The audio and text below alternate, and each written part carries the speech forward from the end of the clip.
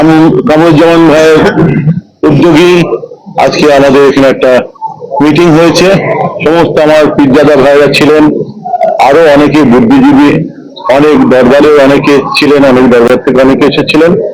আজকে 3 ঘন্টা আমাদের যে আলোচনা হয়েছে, সেই আলোচনা আপনাদের সামনে আমাদের জনাব মৌলানা কামরুজ্জামান সাহেব তুলে ধরলেন। আমরা সেই দিকেই আমরা দৃষ্টি রেখেছি। আমরা সেই কর্মসূচির উপরই আমরা ইনশাল্লাহ এগোবো। আর আমরা যাতে এই সভাটা আবার আমাদের ব্রিগেডে করতে পারি, সেই জন্য সকলে সব রকম ভাবে আমরা চেষ্টা করব। আইনি যে সমস্ত ব্যাপার আছে এবং সর্বদিক থেকে আমরাও কামরুজ্জামান ভাইয়ের পাশে থাকবো, থেকে আমরা চেষ্টা করব ইনশাল্লাহ। এবার বাকি আল্লাহর মর্জি, মাওলা আল্লাহ মাওলা। ব্যাপারটা বলা হয়নি, যেটা ওদের সিদ্ধান্ত হয়েছে।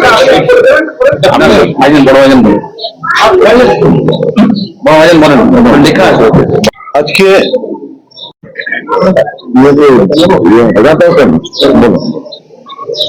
আসসালামু আলাইকুম রহমতুল্লাহ। এবং আজকে আমাদের উত্তরা শরীফে বিভিন্ন সংগঠনের মানুষেরা, বিভিন্ন মাত্রাকের মানুষেরা তারা এসেছিলেন। এসে আমাদের অকাপ যে কালা কানুন পাস হয়েছে সেটা নিয়ে একটা আলোচনা হবে। যে আমাদের একটা সভা করার কথা ছিল ব্রিগেডে, যেটা দিয়ে বিভিন্ন প্রোগ্রামটা আপনারা শুনছিলেন। কারো পছন্দ হচ্ছে, কারো পছন্দ হচ্ছে না, কেউ জানিয়েছে, কেউ জানায়নি। এখানে তার ছেলে মেয়ে বিয়ে হচ্ছে বা কি হচ্ছে আমি তো বুঝে উঠতে পারিনি। নতুন করে ব্যক্তিগতভাবে আমি বলি, আমার কিছু পাওয়ারও নেই, হারাবারও নেই, এনাদেরও কিছু নেই। নতুন করে আমাদের এই ঝাঁপিয়ে পড়ার কারণ কি? আর আমার কোনো রাজনৈতিক ভবিষ্যৎও নেই যে আমার আগামীতে ব্রিগেড মাথায় রেখে আমার কোনো ব্রিগেডে যাবো কি যাবো না, এইসব ব্যাপারও আমার নেই। আজ আমরা যেটা দেখতে পেলাম অত্যন্ত বেদনাদায়ক ব্যাপার, যে এত বড় একটা ঘটনা ঘটে গেল ভারতবর্ষের মাটিতে। কালা কানুন পাস হলো, যেটা বাবা সাহেব আম্বেদকরের রচিত সংবিধানকে ছেড়ছাড় করা হলো। সেখানে চিৎকার করার জন্য যখন কেউ আওয়াজ তুলছে, কেউ চিৎকার করছে, কেউ আওয়াজ তুলছে, পিছনে তক্তা দিয়ে দেওয়া হচ্ছে সাম্প্রদায়িক বা এটা মুসলমানদের আন্দোলন, হিন্দু মুসলমান খেলা চলে আসবে। পার্লামেন্টে যারা লড়াই করেছে তাদেরকে স্যালুট জানাই, তারা তো মুসলমান নয়। আর বিভিন্ন স্কলার পার্সন যারা, ইন্টেলেকচুয়াল পার্সন যারা আজও লড়াই করছে, আমাদের এই আন্দোলনে আছে, তাদেরকেও আমরা স্যালুট জানাই। বিভিন্ন সম্প্রদায়ের মানুষেরা আছে। এই আন্দোলন করতে গিয়ে মুর্শিদাবাদে একটা অপ্রীতিকর ঘটনা ঘটে গেল, যেটা না ঘটলে ভালো হতো।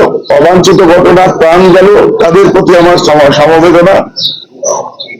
উল্টো দিকে অনেক নিরীহ ছেলেদের সেই কেসের অন্তর্ভুক্ত করে তাদেরকে তুলে নেওয়া হলো। তারা অথচ তারা তার সঙ্গে কোনোভাবে, আমরা গ্রাসরুট লেভেলে যেটা খবর নিয়ে আমরা হোমওয়ার্ক করে দেখেছি, কোনো তাদের সম্পর্ক নেই, অথচ সেই ছেলেগুলো কেস পেয়ে বসে রইল। আমরা চাইবো একদিকে যেমন ব্রিগেড হোক। আর শুনুন একটা কথা ভেঙে দিই, ব্রিগেড ব্রিগেড ব্রিগেড দিয়ে যারা জলগোলা করছে, আমি যে দেখেছি ওই যে দেখেনি, এই হয়েছিল, ওই হয়েছিল, অমুক তমুক, না এখানে কোনো কামরুজ্জামান সাহেব ফ্যাক্টর, না কোনো হুজুর ফ্যাক্টর, না কোনো ফ্যাক্টর, কিছু ফ্যাক্টর না। আমরা হুজুররা, কামরুজ্জামান সাহেব এবং বিভিন্ন দলমতের মানুষ, বিভিন্ন সংগঠন এক জায়গায় রয়েছে, কারণ সওয়ালটা কম এসেছে। এখানে ব্যক্তিগত সব স্বার্থ ত্যাগ করে দিয়ে, ক্রোধ জ্ঞানই ত্যাগ করে দিয়ে, আমার মনে হয় যে এই জায়গাটায় যদি না ঝাঁপিয়ে পড়া হয়, কাল আল্লাহর কাছে আমাদেরকে মুখ দেখাতে হবে। বাকি রইল উৎপাদনের যে সমস্ত কথাবার্তা গুলো উড়ে কানে আসছে, এইসবের আমি চুল পরিমাণ গুরুত্ব দিই না। যে এই হলে ওই হবে, ওই থাকলে ওই হবে, অমুক থাকলে অমুক হবে, এইসব বাচ্চাদের ওই হাড়ি কুচি খেলা, ওসব গুরুত্ব দিই না আমি। বাকি আমরা যে আজ এখানে বসলাম, ব্রিগেড পারমিশন হবে, ব্রিগেড করবো। পারমিশন হবে না ঘরে আর চুরি হাতে নিয়ে বসে থাকবো? দেখতেই তো পাচ্ছেন সমস্ত রাজনৈতিক দল তারা ব্রিগেড করছে, সমস্ত দল রাজনৈতিক দলের তারা পারমিশন পেয়ে যাচ্ছে। আমাদেরও লক্ষ্য করার আছে কারা পারমিশন পাচ্ছে আর কারা পারমিশন পাচ্ছে না। পিরিত কাদের সঙ্গে বেশি থাকলে পারমিশন পাওয়া যায়, আর আমরা কেন পেলাম না? যে আমাদের সেই পিরিত নেই বলেই আজ আমরা পাইনি। সরকারি আপনার কি বলে, বিভিন্ন রাজনৈতিক দল যারা পারমিশন পেয়েছে ভিতরে নিশ্চয়ই পীড়িত আছে, নাহলে কিছু একটা টান আছে। আগামীতেও কারা পায় আমরা সেটাও দেখবো, আর আমরা কেন পেলাম না এটাও পর্যালোচনা সেই সময় করা হবে। বাকি ব্রিগেড হবে ইনশাআল্লাহ। আমরা পারমিশন দিয়ে ডেট সম্প্রচার করবো।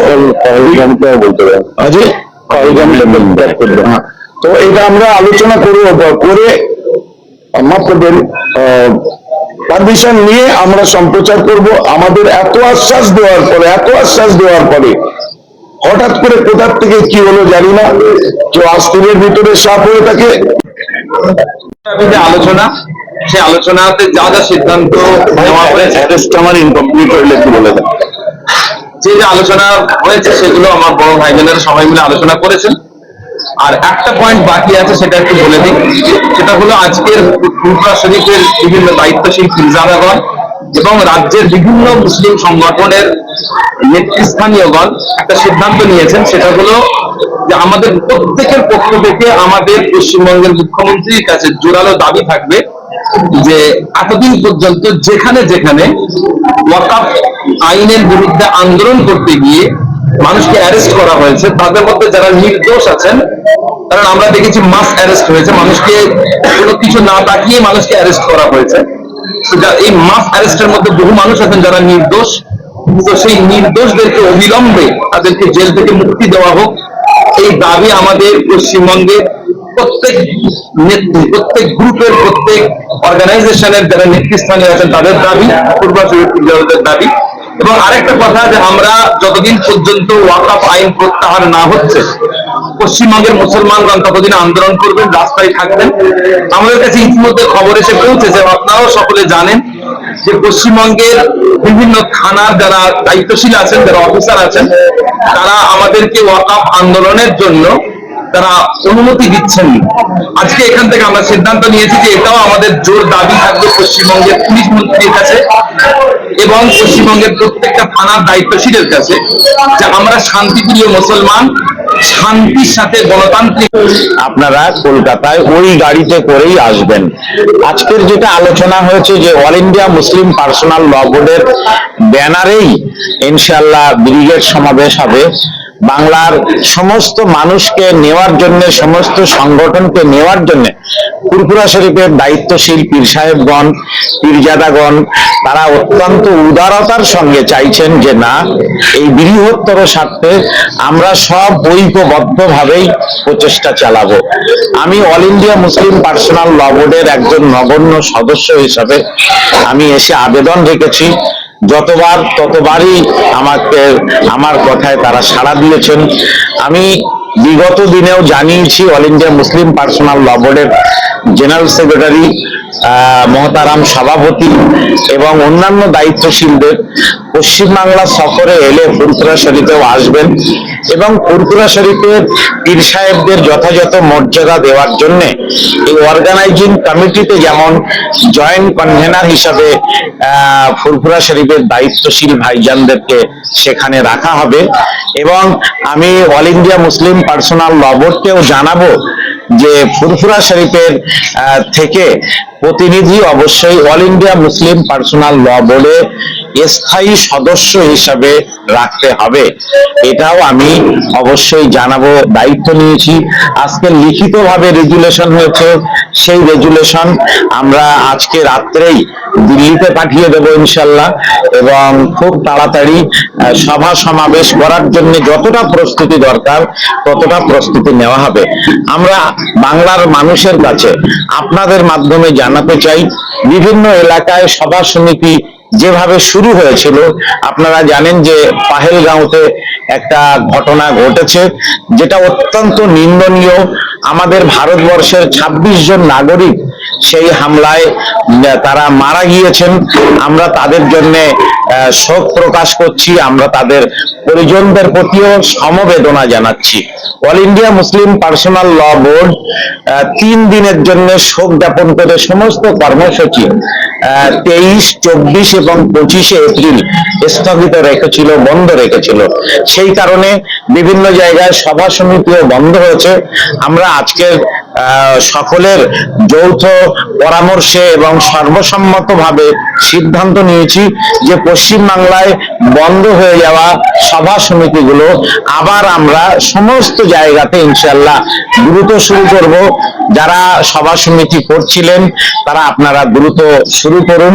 সভা সমিতি সর্বত্র চলবে এবং আগামী 5 মে মহামান্য সর্বোচ্চ আদালত সুপ্রিম কোর্টে এ বিষয়ে শুনানি আছে, সেদিকেও আপনারা নজর রাখবেন। অল ইন্ডিয়া মুসলিম পার্সোনাল ল বোর্ড যেমন এই মামলায় অংশ নিয়েছে, ফুরফুরা শরীফের পীর সাহেবরাও অংশ নিয়েছেন, বিভিন্ন অন্যান্য মুসলিম সংগঠনও তারা আপিল করেছেন মহামান্য সর্বোচ্চ আদালতে। আমরা আশা করি এই দুঃসময়ে আমাদের যৌথ প্রচেষ্টার মধ্য দিয়ে আমরা এই কালো দিন, এই অন্ধকার সময় আমরা কাটাতে পারবো। আবার নতুন করে বাংলায় এবং ভারতবর্ষে সম্প্রীতি আর সৌহার্দ্যের বাতাবরণ, আলো আমরা ফোটাতে পারবো। এবং আমরা আশা করছি যে এই আন্দোলন আমরা ইনশাল্লাহ কামিয়াব হব। আজকের আমাদের যিনি এই দীর্ঘ 3 ঘন্টার সভায় সভাপতি